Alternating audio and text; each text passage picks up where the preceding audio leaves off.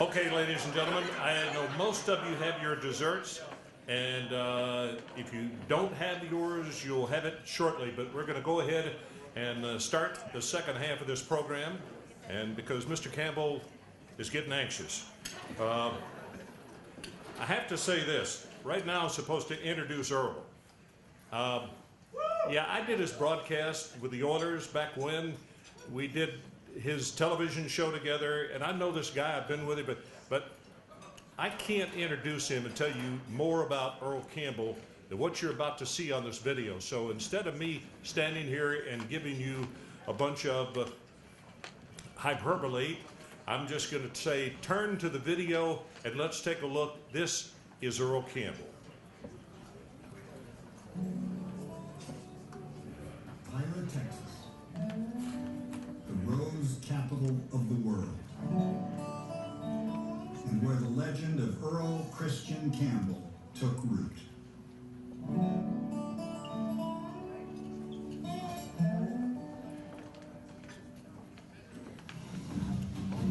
I finally made up my mind that that's what I want to do. I want to be a running back.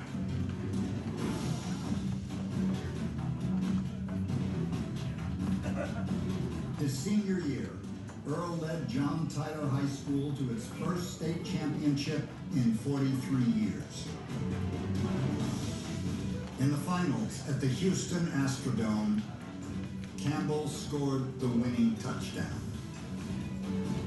Earl had fast become a high school phenom, one of the top recruits in the country.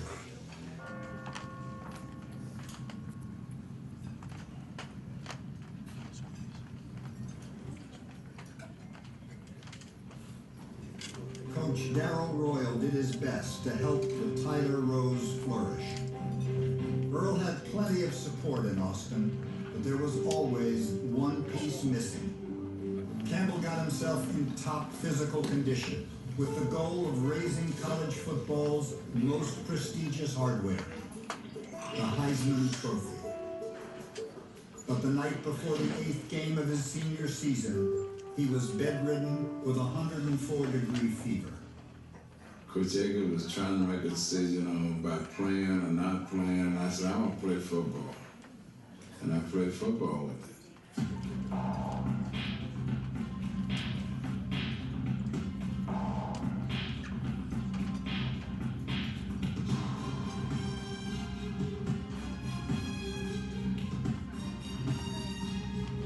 Earl ran for 173 yards, scored 3 touchdowns, and introduced himself to Bevo, the Texas Longhorn mascot.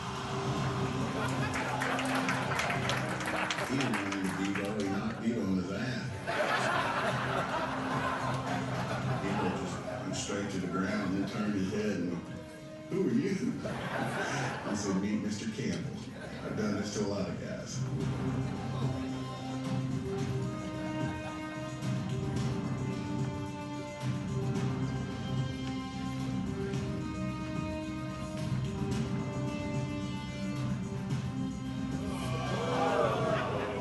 High school trophy goes to Earl Campbell of the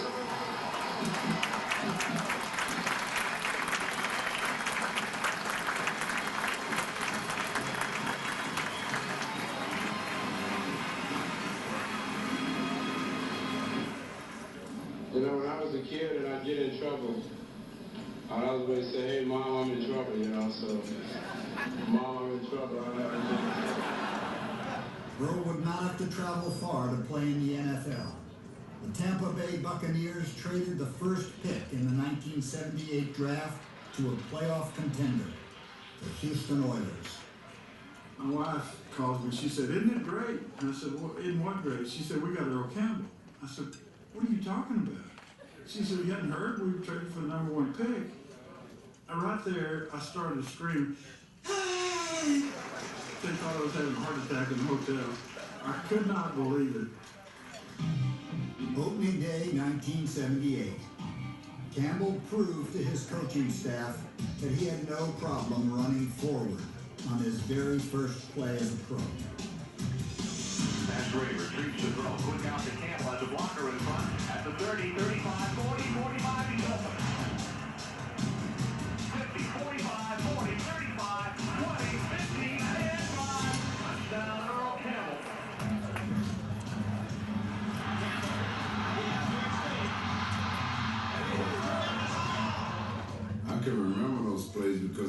defensive end would go out and then leave me on the secondary, you know, and I'd have such a steam going. No secondary would one guy wanted that. If there were any football fans left in America who didn't know Earl Campbell's name, they were about to learn it.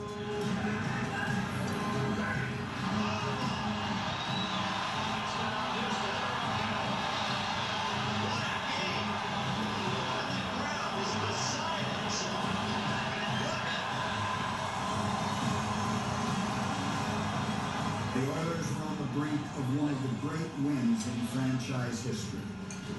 All they needed was a first down.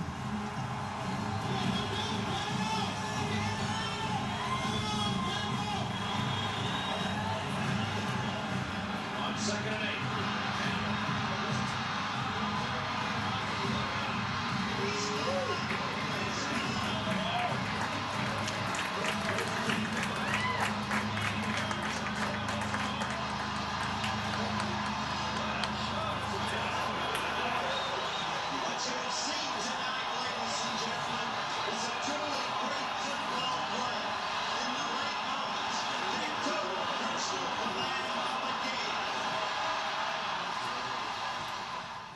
I looked at that sideline, it looked like it was 300 yards away. I was saying, ah, damn, I'm gonna get back.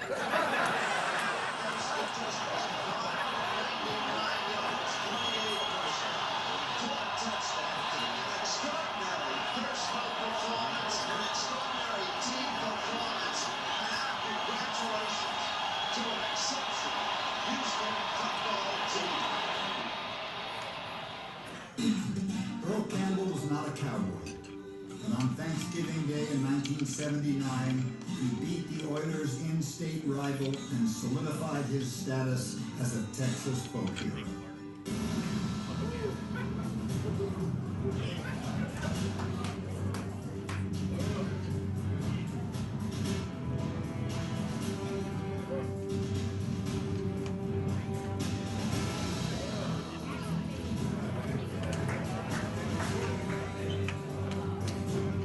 I thought it was kind of girlish for one guy to tackle me. I wanted to have a contact.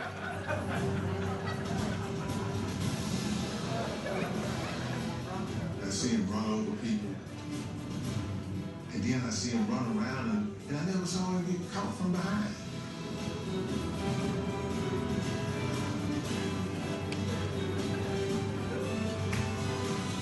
When there was 4 minutes left in the game, we were ahead and we had the ball, it was over. And he ran so low that there was nothing to tackle.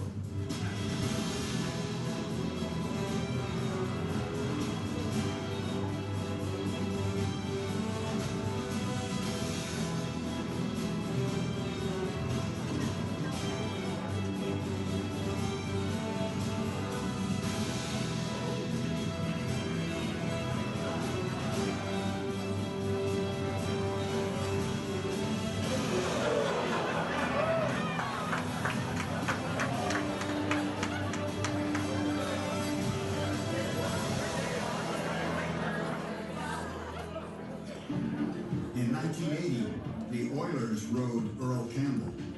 He carried the ball 373 times for 1,934 yards. When the offense began to sputter, Bun Phillips heard criticism that he was overworking Campbell. Believe me, every time Earl carried the ball, he wanted to carry it. And he's so good, if he wants to carry it, you let him carry it. And he never got hurt. He hurt people. He didn't get hurt. In the playoffs, the Oilers were stymied by the Oakland Raiders. 4 days before Thanksgiving, Bum Phillips paid one last tribute to the greatest running back he ever had.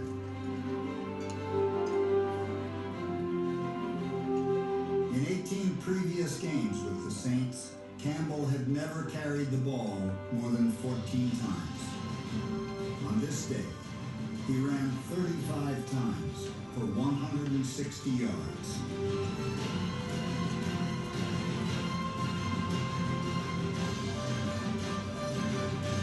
When it was over, Phillips had seen enough. Earl Campbell left the game a humbled saint, but he will always be remembered as the best of Bum's bunch, the greatest Oiler of all time. I never once dreamed that I would one day get voted into the Pro Football Hall of Fame. I wish there was some way for all those guys involved in that offensive line that I could bring to Canton, Ohio with me. Unfortunately, Bum Phillips don't play playing fair.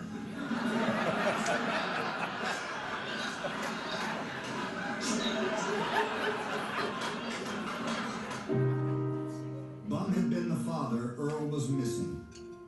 He traded up to draft him, turned the Texas hero into an NFL star, gave him one last chance to shine in New Orleans, and presented him in Canton.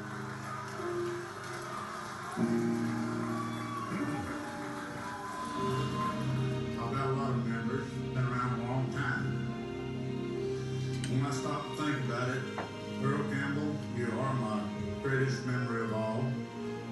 The one thing I'll always remember about this day, beyond football, is that my dad at B.C. Campbell is up there in heaven, I believe, with all his buddies.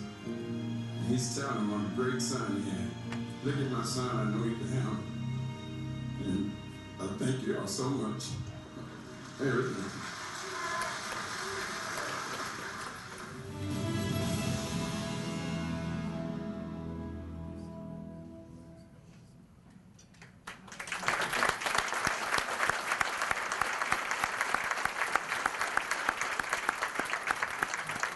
Bum Phillips had many funny lines because he was a one-liner specialist. But the funniest thing he ever said about Earl is when you came in as a rookie, and maybe the vets had to do the same thing, but you had to run, for some reason, you had to run a mile. And Earl finished last. And so the news media made a big deal out of it, as they're wont to do many times. And so finally, Bum got tired of hearing it, and he said, look, I'll make a deal with you guys. He did. He finished last. But I'll just tell you this. The next time we have third and a mile, I won't run it. Ladies and gentlemen, I'm going to move this microphone over here so that he does not have to try to get up here. Earl Campbell.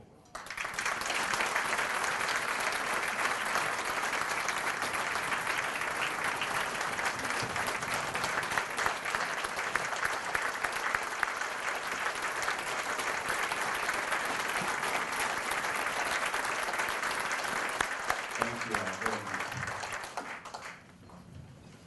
I think it's awfully nice for everybody to be here to celebrate and award one of these young men the Earl Campbell Award. I cannot tell you over and over. I say it everywhere I go, what I do. I'm from Tyler, Texas, no doubt about it. I mean, you people here in Tyler have made me real proud to be from here. You always back me and my family, whatever we have going on. And I think this function here put a tasting on the cake. I would like to say to all the young men that has a chance to win this award, one of the mothers was asking me about what it felt like being Earl Campbell. And I told her in life, what I tried to do is I was raised right. I always tried to remember where I came from. I tried to remember that the good Lord gave me a talent that He didn't give one of my brothers. I'm the one that had it. And I took it and I ran with it, and she used the word to me. She says, you embraced it. I say, I would like to say I did more than that. I accepted it and I stuck up to the trough and I took a drink of it. She was telling me that her son really analyzed Earl Campbell. I said, well, there's a guy that started all this for us running backs, and his name is Jim Brown. Amen. And I wanted to be better. I wanted to be like Jim Brown. I just worked at wanting to be the best, and that's the way I am in life right now. So to the young man and the people that are here that came to have a chance to win the award, thank you all for showing up very much, and I wish you all the best. And remember, I used to be y'all age too.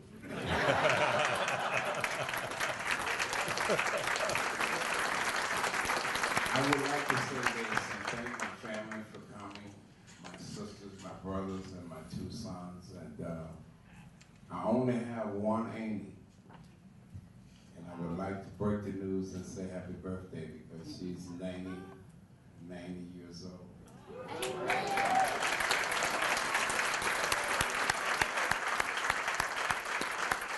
Everybody in Tyler know her by Marisha. We call her Bunyard. Bunyard, happy birthday as well. Thank you all very much for coming.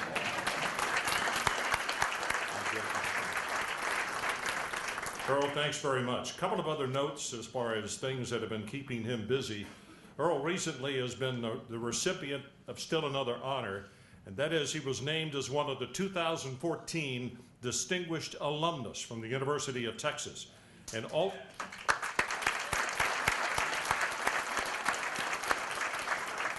also going in as distinguished alumnus, you certainly know the name of Hall of Fame women's basketball coach Jody Conrad. She was inducted.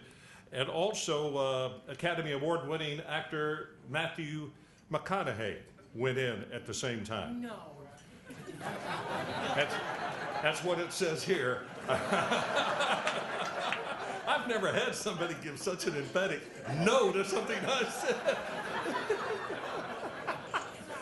All right, and this is a beautiful thing, and one of the things that an evening like this is bringing, and it shows you how this award is growing, and that is a new piece added to this award this year is the creation of a $5,000 scholarship, and it's going to be presented to a Smith County high school senior involved in varsity sports and who meets all the criteria of the scholarship, and that recipient will be announced in the spring and honored at a separate luncheon. Let's applaud that. That's wonderful.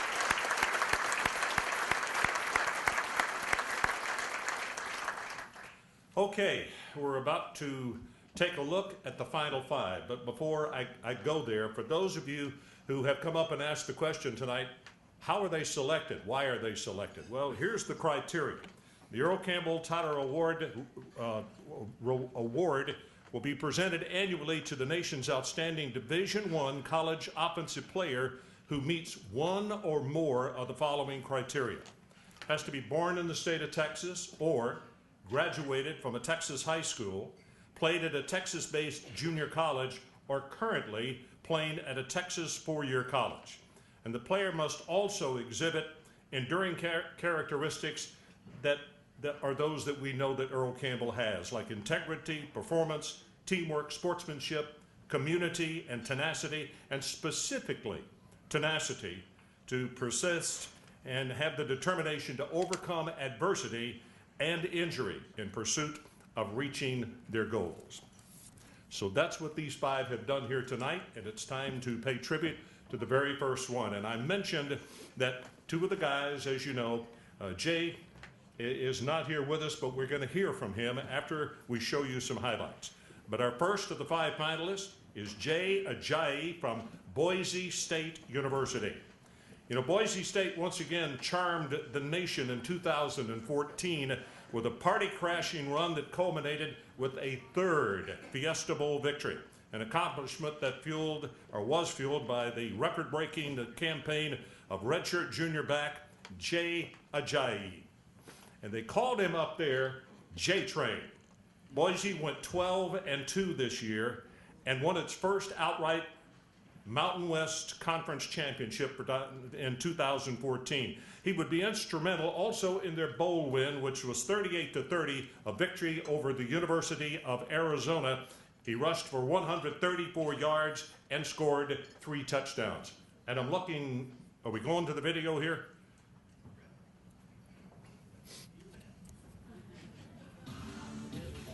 Here we go. Jay Ajayi, as I said, they call him J-Train. They won 12 games this year, and in 2014, Ajayi, who is from Plano, Texas, out of Frisco Liberty High School, firmly established himself as one of the top running backs in the country, finishing in the national top 10 in carries, 347, scoring, rushing touchdowns. He scored 28 times, rushing yardage, 1,824, and all-purpose yardage, 2,358, and also rushing yards per game, 130, including 50 catches for 535 yards. Ajayi became the first player in FBS history to accumulate 1,800 yards and 500 yards receiving. This performance led him to earn All-American honors from 7 different outlets, highlighted by the second-team selection from Fox Sports, Sporting News, USA Today Sports, and he also was voted to the Associated Press All-American third team. And earning a spot on the All-Mountain West first team for the second straight year, Ajayi set Boise State records this year for carries, all-purpose yards, rushing touchdowns, and it goes on and on. Although you may not have seen as much of him because he played in the western part of the country, believe me, when the draft comes along, you'll find out this junior who is going out early is truly an outstanding running back, particularly as a third down back in the National Football League. He catches the ball so well.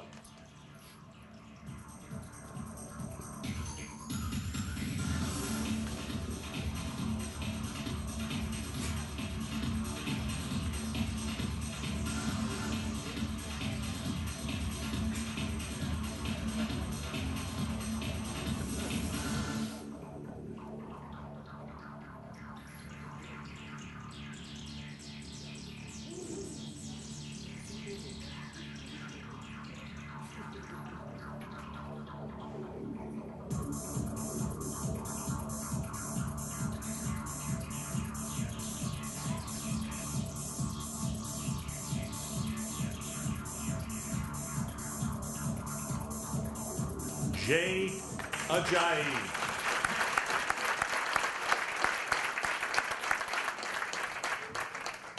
We need to give a special thanks to David Smoke because he was able to get in touch with Jay through his agent.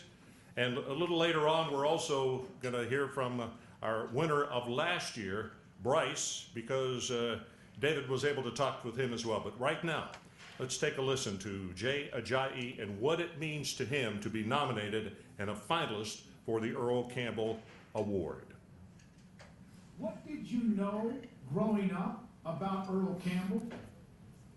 It's just growing up in Texas and, getting more into the football and seeing, Texas football and then learning about the history of how Texas football grew to its prominence and seeing how big of a player that Earl Campbell was and how he kind of revolutionized that running back position at Texas, and just seeing how much power and force that he ran with. I mean, it was just really exciting to watch, and I think definitely he's one of the guys that, I definitely look at and take stuff from his game and try to put it into my own as well, just because of how successful he was and how great of a running back he was. You weren't even born when he was playing, but you, again, learned about the history of the Tyler Rose and the Heisman Trophy winner, two-time MVP, three-time NFL rushing champion, and all the stuff that goes with it. When you started to look at some of the highlights of Earl Campbell, whether it was on the NFL Network or on YouTube or wherever it was, what did you think when you saw him? I was like, first off, I was like, man, this dude's legs are huge. Like, this dude's like a real person. He's such a big guy, and he moves so well. And, one of the first highlights I even saw of him was him trucking some linebacker, like, by the goal line. Mm-hmm. And I just remember watching that, and I rewinded it, and I was just like, man, like, this dude, Earl Campbell, was real. Like, even though he was before my time, just seeing, how much power he ran with and just being so explosive as a bigger guy, it was just really cool to see and really cool to watch. So when you were told that you were one of the finalists, and I think you even won the award maybe a couple of times during the year because of your performances, but when you were told that you were among the 5 finalists for this award, what was your reaction? I was really excited. I mean, you know, I come from the school of thought that, you know, Texas breeds the best football players in America. I mean, that's really what I believe, and I think that, you know, for me to be up for an award that's representing the best Texas, either born or went to school in Texas and grew up in Texas, for me to be just a finalist for an award like that, I mean, it's really just an honor, and I feel really blessed to have my name in the same category as the other guys that were mentioned, and I think that it's just a real honor, you know, for it to be named after, you know, such a great player as Earl Campbell and having my name around that list. What would it mean if you won it? Oh, it would mean the world, you know. I think it would be just a really great thing to have, knowing that my college career is over, and just to be able to be known as, you know, in 2014, the best Texas homegrown player. I think that would just be a blessing. I would be super excited, and I would definitely just cherish that for sure for the rest of my life. Jay, good luck with all what you're doing up until the combine and all the way through whatever happens in May at the draft. That's Boise State running back Jay Ajayi.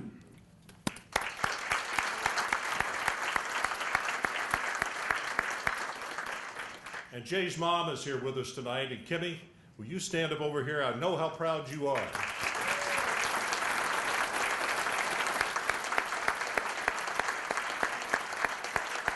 Thank you. Outstanding young man and outstanding football player. Finalist number 2, not too far away from here, from Texas Christian University. Let's take a look at Trey Boykin. And he was instrumental in recording one of the greatest seasons in school history in 2014. He finished 4th in the Heisman Trophy voting, earned All-American honors from Walter Camp, Associated Press.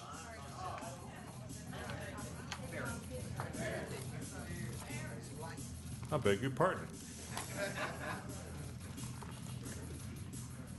Well, JT, I had him out of order. I'm sorry. Okay, now then, from a long way away, Ohio State University. But he's not that far away because he is from Wichita Falls. Our next finalist is JT Barrett from The Ohio State University. Let's take a look at it.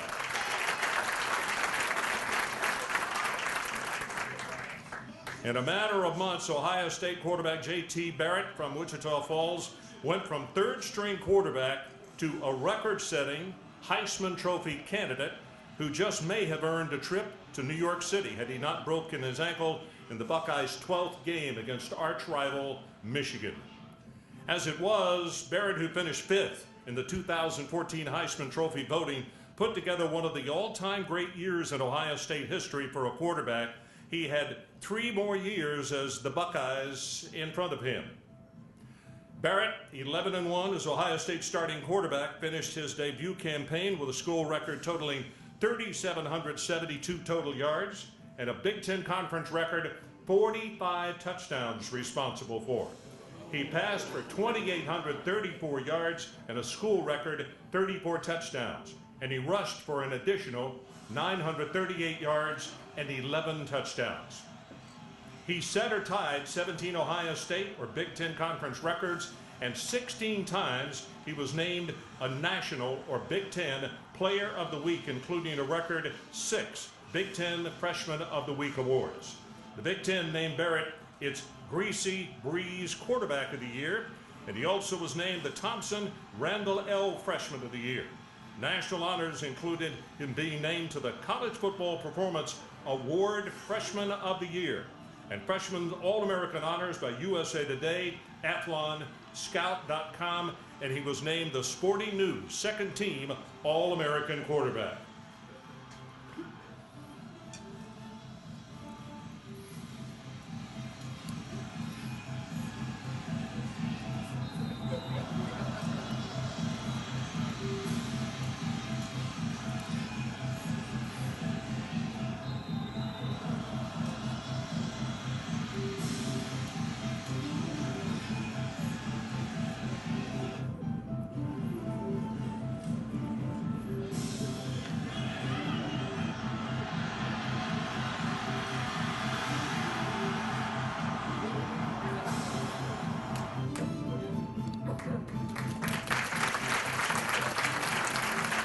JT Barrett. JT, I know it's a little difficult for you to get around, but I sure would like to get you to come up here and let's visit a little bit about your season and also what it means to you to be named one of the finalists for the Earl Campbell Award. And also to find out, I'm sure you want to have a T-shirt made up that gives the explanation of how your foot is. You're probably tired of answering that. First of all, what is the prognosis? What do your doctors say?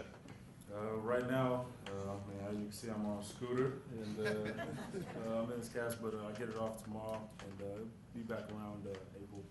Okay, so no spring training, obviously, but when fall camp gets underway, you think that you're going to have the green light to go 100%? Definitely. We start rehab at the end of February, and be going on that, and I should be back by the end of April. You know, an interesting thing happened when you had your injury, and we talked in the other room, and I sat there and I thought, I really felt sorry for you because this young man, you were not the first team quarterback, but you became the first team quarterback, and it's the reason that Ohio State wound up playing where they did last Monday night. How difficult was it, though, from being the #1 guy, and then all of a sudden there's somebody else in that position? You were that guy, but mentally it had to be difficult. I mean, it was just one of those deals. I mean, I really couldn't do anything about it. I mean, I broke my ankle, so I mean, what could I do? You know? Yeah. But I mean, you can say that you know, it sounds like people forgot about you, but I mean, that is what it is. But I know what it was for my teammates and how much I meant to them, and I went down and just used that as motivation to keep on going. Jones had a great 2-game set. You knew what kind of quarterback he was because you worked out against him every day and you saw him. You knew how talented that he was. Is it even, Steven? What does the head coach say? You got to come in and earn that job all over again, or what exactly is the deal? I think everybody's fighting for that spot. Even Braxton, who was a 3-year starter at Ohio State, so yeah, that one's up for grabs for sure. You know, I want to ask you about one other thing. The mental picture I will always have of that game. I said I sat there and I felt sorry for you. But something that I will always remember, and that is, you know, there's a big clock in their locker room. It's a digital clock that would fit across that back wall back there, and it gives you how many months, how many weeks, how many days, and how many hours it is before they play Michigan next year. I mean, they are taught to dislike the guys who wear the maize and blue.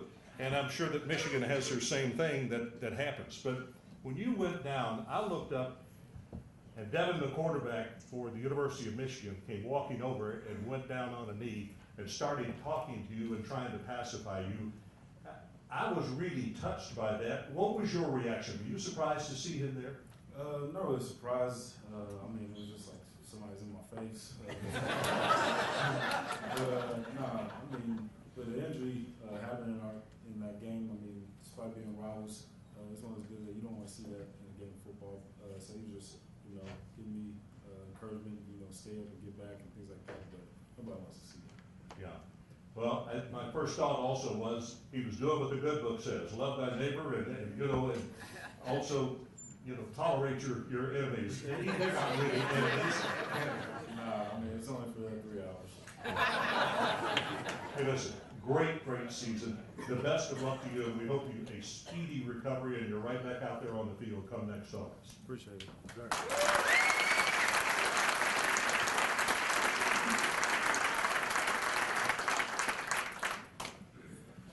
His parents are here, Stacy and Joe Jarrett. If you would stand up, please. Barrett. Yes.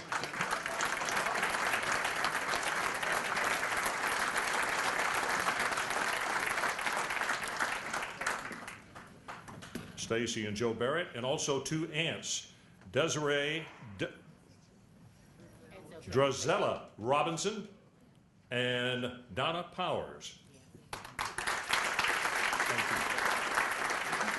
Stacy and Joe Barrett, and I apologize for getting that out of order. And you know, I sat at home and I wondered, I said, these are in alphabetical order. Why is Boykin in the second spot? And he wasn't in the second spot. Anyway, let's take a look at the highlights of our 3rd finalist, and that is Trey Boykin, instrumental in TCU recording one of the greatest seasons in their school's history. He finished 4th in the Heisman Trophy voting, earning All-American honors from Walter Camp, Associated Press, USA Today, CBSSports.com, and was also the Big 12 Offensive Player of the Year. And the Chick-fil-A Peach Bowl, obviously, Offensive Most Valuable Player.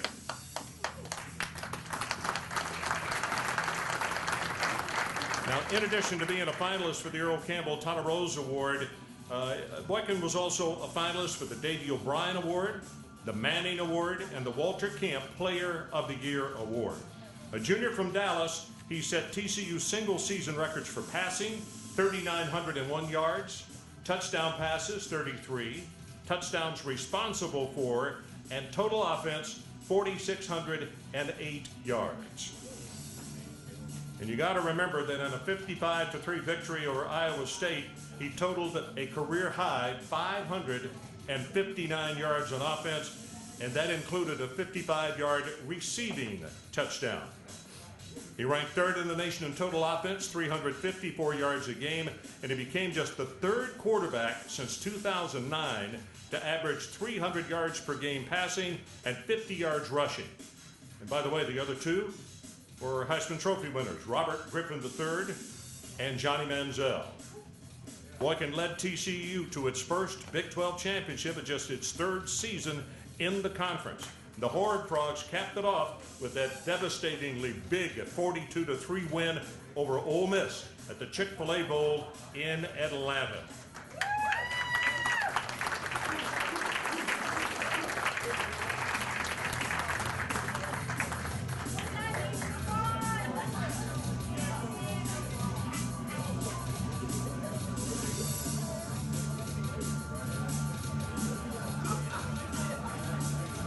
You know, with him under center, the Horned Frogs were the nation's most improved team in both total offense and also in scoring offense. And TCU ranked in the top 5 nationally in both of those categories.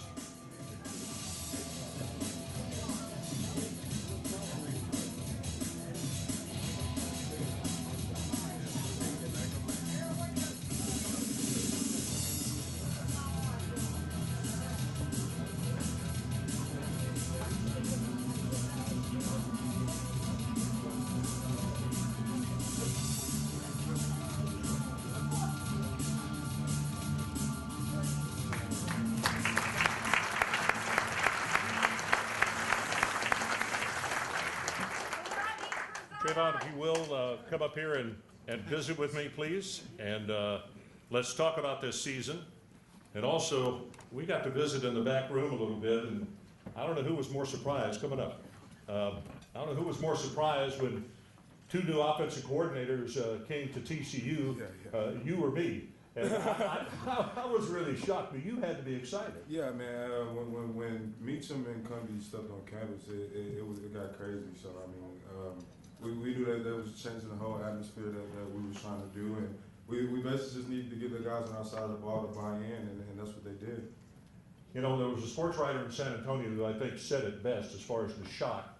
He said if you compared it to music situations, it would be like taking 2 really wild guitarists from Metallica and telling them they're going to play with the Eagles.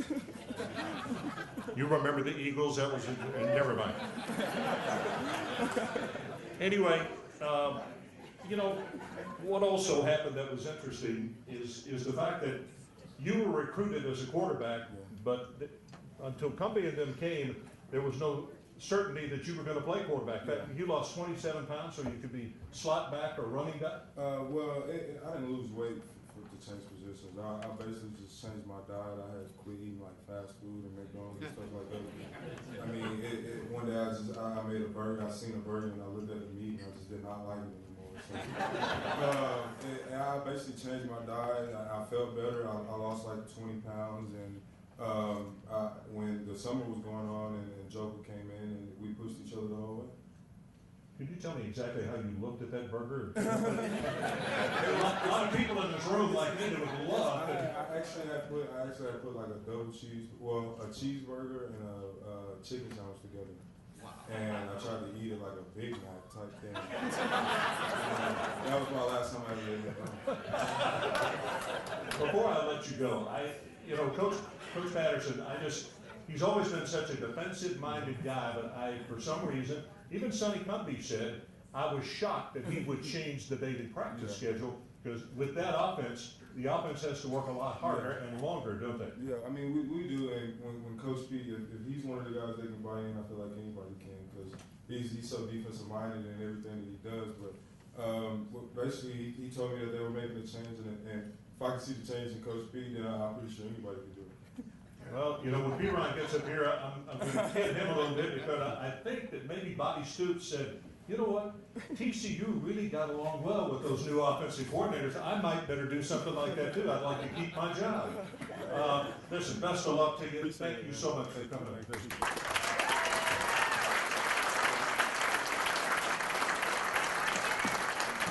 By the way, he is the son of Roderick Smith and Nikita Boykin, and is majoring in criminal justice. Will you guys stand up, please?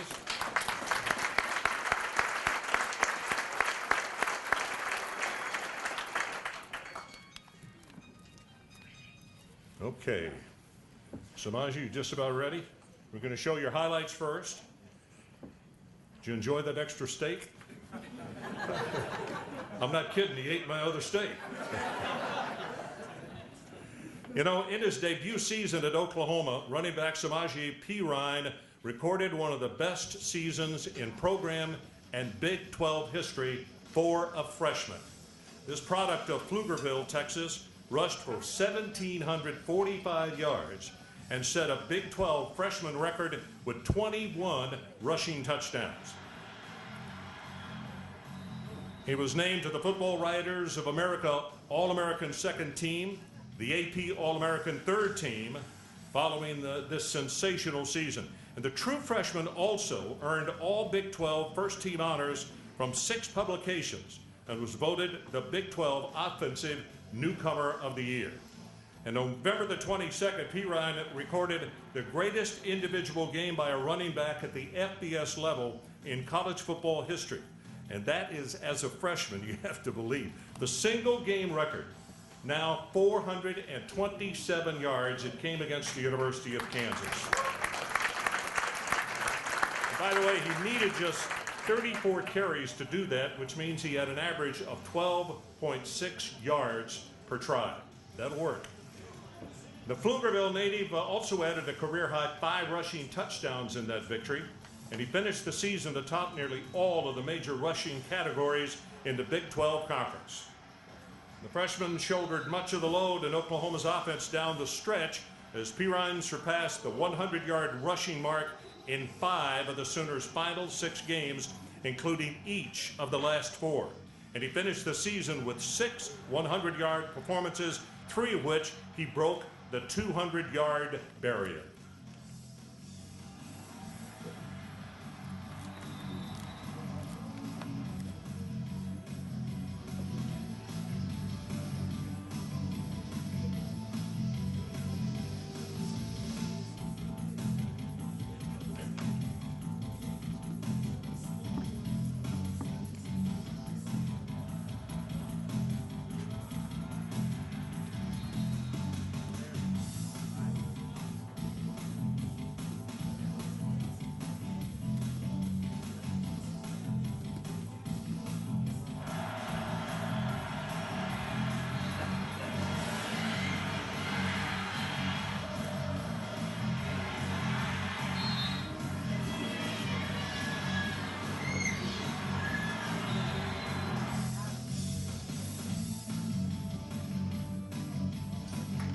Samaje Perine.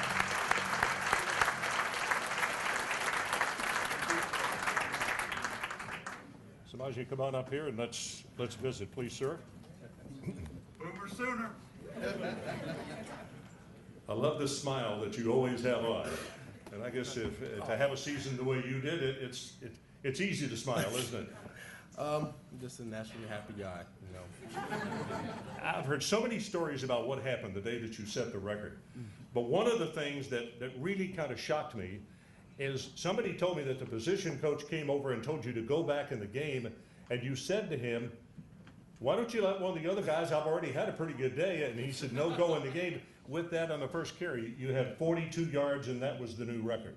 Yeah, you know, 300, whatever, however many yards it was. I feel like that was pretty good. So I wanted to take a seat. You know, we have some other talented guys that should have gotten in the game, but the O-line kind of edged them on a little bit. I started to say, I smell the offensive line here, because those linemen wanted to say, yes, I was there. I was on that offensive line that led to that new record, which probably is going to stand for a while. Speaking of that, did you ever apologize to Gordon, the running back from Wisconsin? He had said it the week before, and you took it away from him. You know that? I did. We actually talked on Twitter. Did you really? Mm-hmm. What did he say? Why couldn't I hold it for a little longer? But you know, he was a great sport about it. Yeah. He's a great guy. So. You know.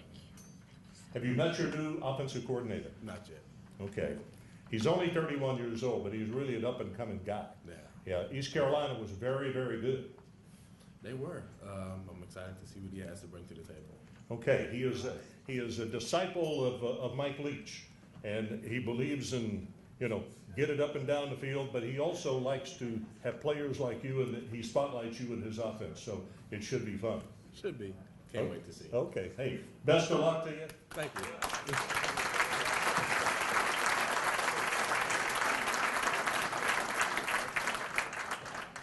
He is the son of Casey Barber and Gloria Pirine.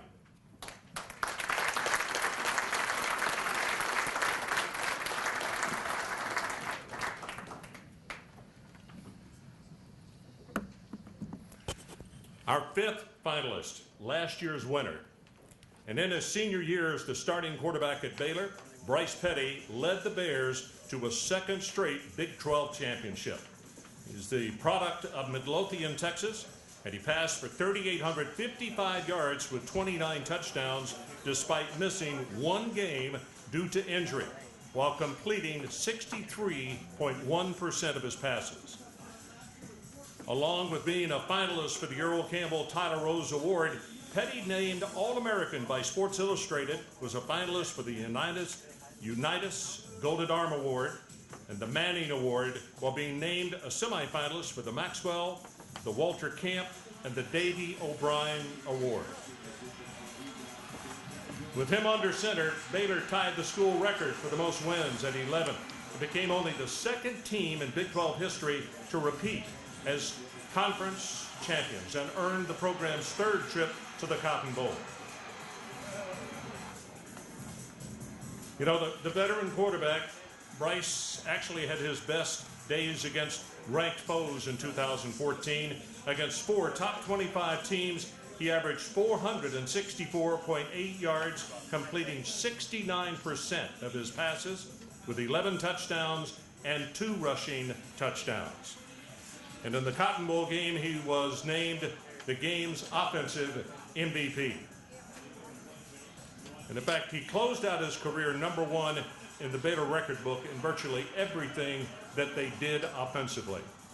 But as you continue to watch him, I need to tell you that some of the things are probably more of the things than you would imagine that are really important to Bryce are things that he did off the field. Not just those numbers that were absolutely huge on the field. But for instance, he took a mission with several other athletes in May of 2011 and went to Kenya, always big in Big Brothers and Big Sisters, and particularly in the Fellowship of Christian Athletes, which, in case you don't know, FCA has now become the biggest organization of its type, faith-based / athletics. It is truly reaching a lot of kids in this country and doing a lot of good for folks that maybe don't have parents who push them toward the doors of the church, but they are there.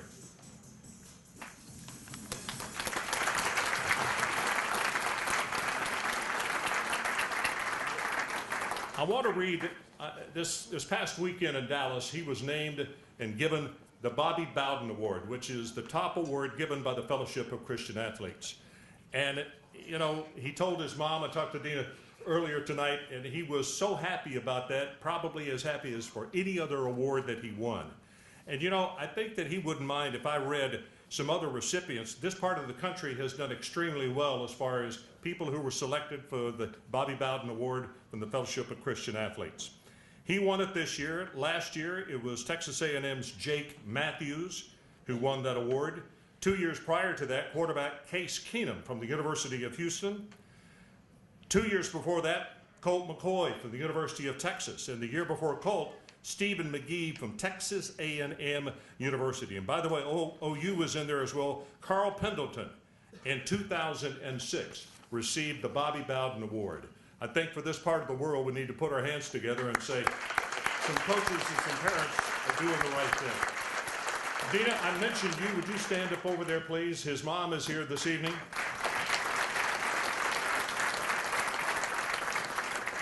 And do us a favor. I know Todd, you said, can't even lift his head. He's got the flu, which a lot of people in this part of the world do. Our best to him, and we wish him a speedy recovery. Bryce, as you know, unable to be here tonight, and David also did an interview with him. And let's take a listen to that and his feeling about a returner to come and a possibility of winning this award again this year.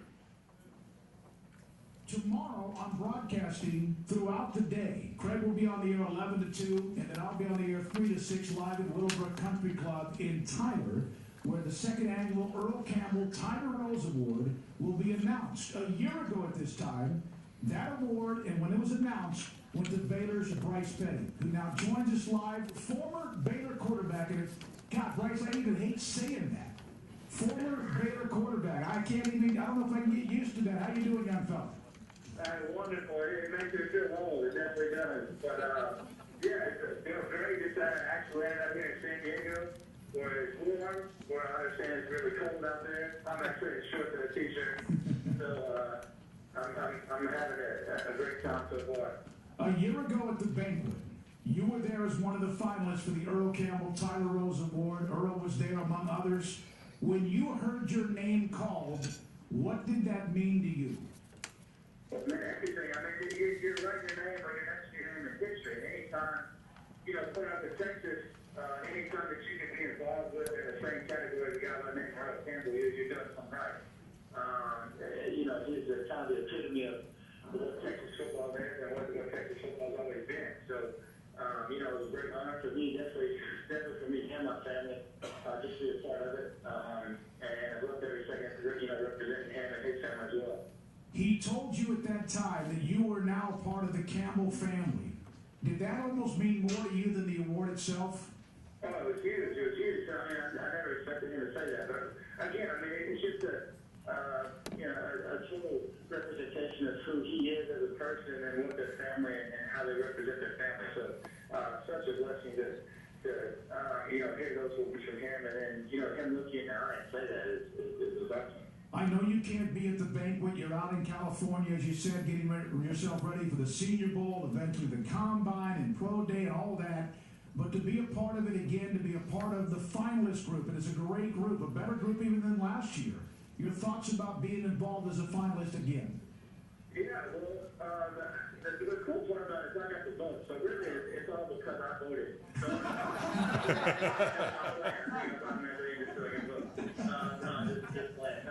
it's been great to be part of the finals again, just the whole process and what it means to be a finalist for that award, to be the best in Texas is, again, a tremendous honor. And whoever wins that's going to carry a great tradition. And the award is top notch. And it's Tyler, Texas, and everybody involved does a great job with that award.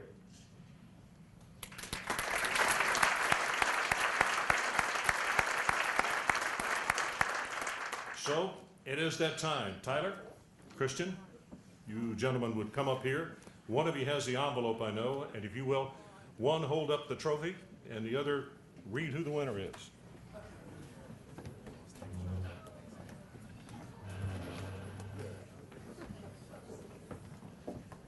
Ron had to make sure I had the envelope. I got the envelope. Oh. Silent auction is open for about 20 to 30 minutes. If you don't go get your stuff, that is your fault. And for Mr. Aaron Ross, thank you so very much for coming. That's a John Tyler alum. So I know Pop is real proud of it.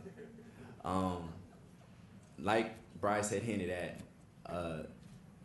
This award is important, especially to my brother and I and the rest of the Campbell family here, because with winning this award, that means you are a part of our family. And the matriarch of our family, which is my grandmother, Mrs. Ann Campbell, she's not here. My father is a part of a family with 7 boys and 4 girls. As much as Earl Campbell gets the credit for the things that he's done, please believe that a big reason as to why he got there in the first place is because of what the meaning of family meant in the Campbell household, and Ann Campbell made sure of that. And a lot of the members of the Campbell family are here today, and it's really, this award is possible because of what you all did for my father in his life, because Earl didn't get there just being Earl. And yeah.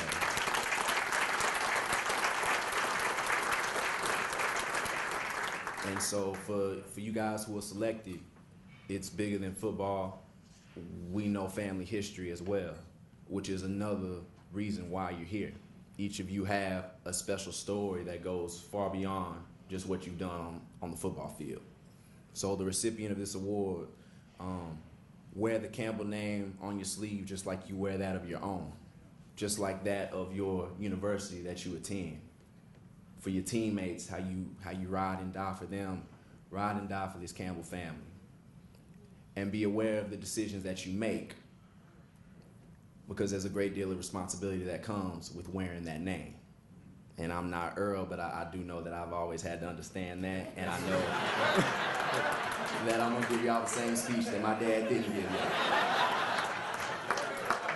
But blessings to you all, you and your family. We welcome you all into the Campbell family, and I'll shut up, stop talking, and open this envelope. And tonight's winner of the Earl Campbell Tyler Award goes to Trevon Boykin from TCU.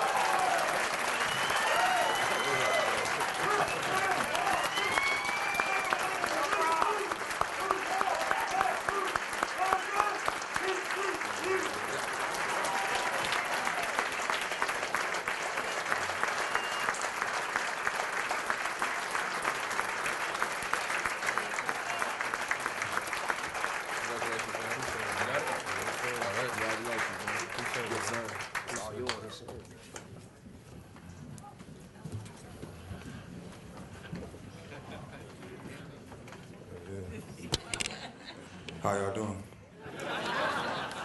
First and foremost, I just really want to thank God for this opportunity, and I'm glad all y'all guys came out. I want to thank the Tyler Rose Foundation and Mr. Earl Campbell for me being here today. Man, this journey for me has been long, but I mean, seeing all you people here is really a blessing, and I really can't put it into words, man. I'm so nervous, but I really want to thank my mom. She came here to support me today. It's crazy because I done got asked by 50 people. They thought that was my date. That is not my date. That is my mom. But like I said, this accepting this award is a blessing, and like you said, I'm gonna wear that Campbell name on my sleeves just like you would. So I mean, thank y'all for coming, and man, it's crazy. I don't know. It's for real, man. It's a blessing, man. So I mean, I really thank you, and I'm gonna try to represent you as good as I can.